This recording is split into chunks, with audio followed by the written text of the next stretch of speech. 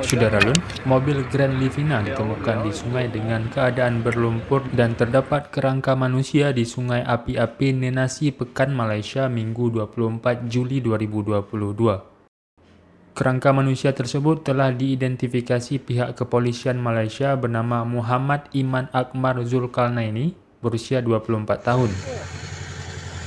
Korban ditemukan setelah 9 bulan dilaporkan hilang sejak 29 Oktober 2021 lalu. Dijelaskan pihak kepolisian bahwa Muhammad Iman berangkat dari Pasir Kudang pada pukul 1:30 pagi pada 29 Oktober menuju Terengganu menggunakan mobil.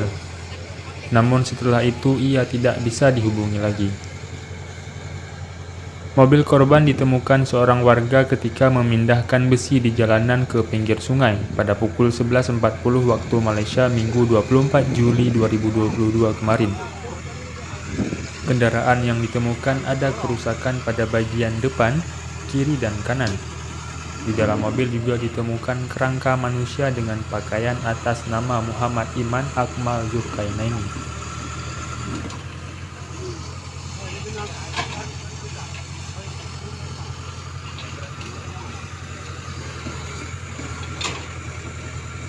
Pihak kepolisian mendapatkan nomor kendaraan yang ditemukan sama dengan kendaraan yang dilaporkan hilang oleh pihak keluarga yang berada di Pasir Gudang, Johor.